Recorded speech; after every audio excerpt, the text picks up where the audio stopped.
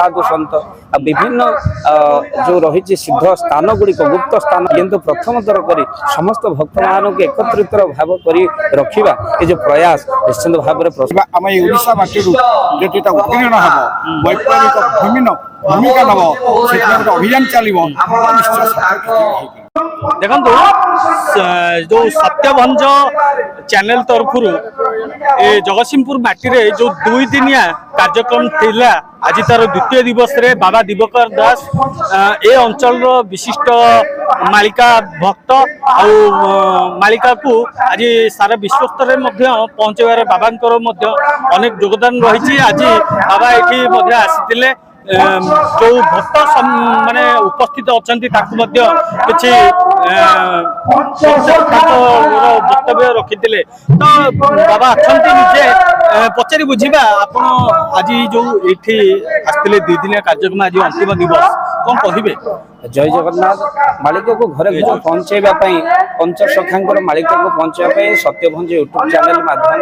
ये जो सुंदर प्रयास मुझे भूरी प्रशंसा करुच्ची कहीं घरे घरे पंचसखांकर बाणी निहाती भाव में पहुंचार आवश्यक था। हुए तो पंचसखा माने उत्कल जन्म नहीं एक अनेक जानी सुधा महान जो बाणी रही आगत भविष्य कथा रही पहुंची पार नाला किंतु सत्यभंज यूट्यूब चैनल माध्यम विभिन्न साधु सन्त विभिन्न जो रही सिद्ध स्थान गुड़िक गुप्त स्थान गुड़िक लोकलोचन को आसला लोक मैंने गुप्त भक्त से एकत्रित हेले यह निश्चित भाव में प्रशंसा योग्य कहीं कलिजुगे भक्त तो रे गुप्त हो कहीं चिन्हे ना किंतु प्रथम थर कर समस्त भक्त मान एकत्रित भाव कर रखा ये जो प्रयास निश्चित भाव में प्रशंसा योग्य भक्त ताकू ही कहती दुख पड़ू कष्ट पड़ू जी प्रभु पाखर केवे विभक्त हुए ना ताकू ही भक्त बोली कहते आम पाखे जी कि सत्यभंजर पिता बापा रही बहुत प्रयास रही मालिका को जे तर्जमा करी मालिका कथा कथा लोक मान पाखे पहुंचे निश्चित लोक परिवर्तन हो से समीक्षक जड़े समीक्षा करते प्रशंसा करुच्ची सहित जो मैंने मालिका प्रेमी अच्छा प्रणाम करुच्ची। जय जगन्नाथ। जय सत्यभंज पिता अच्छा आज मौसा आपन केमती अच्छा? जय जगन्नाथ। जय हाँ कौन कहे आज मालिकार जो वैप्लविक चेतना आरंभ कराई भाव मो पुओ कर नुह ये बोधे भगवान किसी निर्देश क्या चाकरी करला रामनगर पाखे चाकरी करला सेठू आस मत किटे चाकरी कर भल लगे ना कहीं कहीपर बापा मुझे अन्य आड़ को जाऊँ मो विश्वास कर ये कथा एमती कह तात्पर्य कौन मैंने मुझे चिंता कै कि मुझे सीधा साल कहीपर तो कहीं चाकरी छाड़ कौन देखु मनुष्य बचापी खाली से चाकरी एक जीवन ताहा आप भावना भगवान का दिव्य स्पर्श जो थी से टाणी जी तुम देखागला ये कोविड समय तार आरंभ हो गला 2017 मसीह ये आरंभ हो चलती 2017 वर्ष आस्ते आस्ते गोटे गोटे गोटे मन भर गोटे वैप्लविक सृष्टि है पंचसखा मालिका खाली फ्रांस जी अच्छा भेंगा अच्छा जड़े अच्छे कथा अच्छे कि तो बलिष्ठ साहित्य संस्कृत एवं जो भविष्य जो तथ्य रही आम चेष्टा करवा आम ओडिशा माटी जदि उत्तीर्ण हम वैप्लविक भूमिका नब अभियान चलो निश्चय कारण 1500 मसीह मालिका बहुत किसी तथ्य बोधे एमती भाव चेतना मानव को समाज को देते जहाँ कि तार गतांतर ना कौन से साहित्य से तुलनीय नुहे से एक व्यतिक्रम साहित्य से एक आंदोलनात्मक साहित्य मनुष्य भीतर गोटे चेतना सृष्टि करने एपरिक मानव समाज भितर समाज चली चारित्रिक स्वभाव को सब देखी लक्षण कर आज जो दिनटा अच्छी काली से परिवर्तन न कथा किए कह से चिंता को से बेस कर आज अच्छी 600 वर्ष तक अनुभव कर मालिका वास्तव में जहाँ जहाँ लिखी जा सत्य भाव गोटे गोटे 1999 मसीह जो बात्या है ये कथा मत मालिकार लेखा था मालिका विषय कि चिन्ह के विश्वास कर मालिकार स्रष्टा थे प्रथम रत्नाकर चहिनी महोदय लगे सी मालिका बही लिखिले टटा तामसार परिचय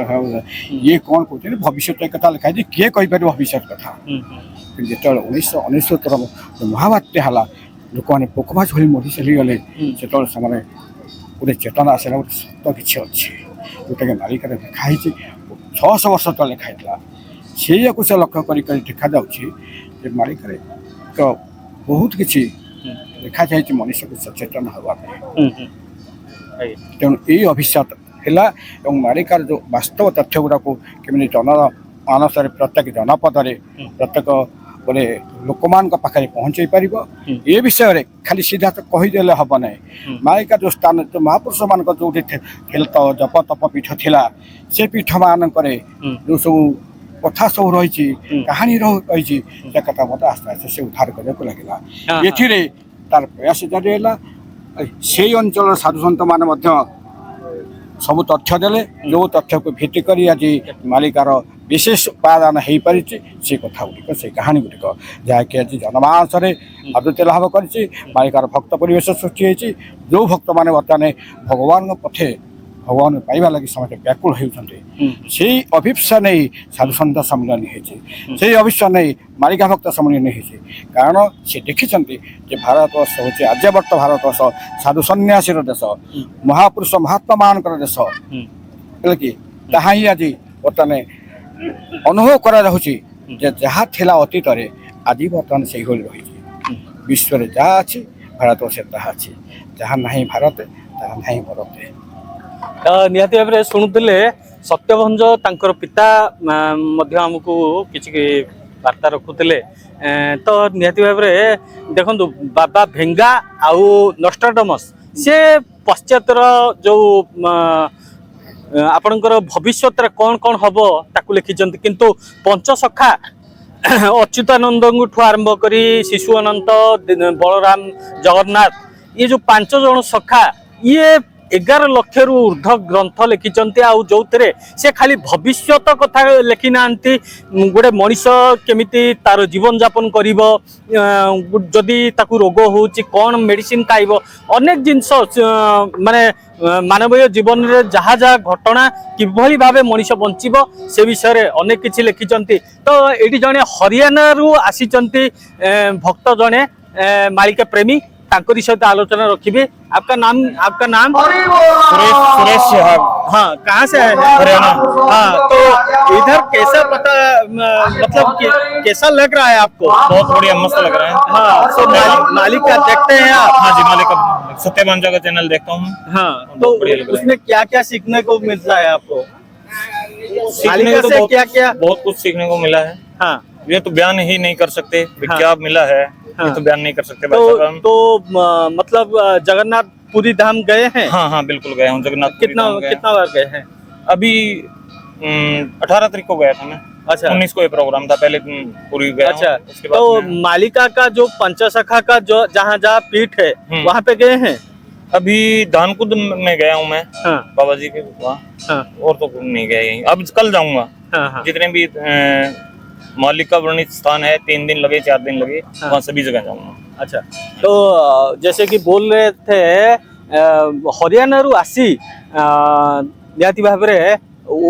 ओडिशा आज गोटे उत्सव मुखर होती जगतसिंहपुर माटी जोटी ओडिशा बाहर भक्त माने समागम होती आउ निहाती भाव कहीपर ये गोटे भक्तिर समावेश जोटी शह शह भक्त मानकर समावेश लोक मानकर जो भल पाइबा रही मालिका प्रति दिनकू दिन मालिका प्रेमी संख्या बढ़ुची पंचसखा प्रति तांकर आदृत बढ़ुची निहाती भाव कहीपर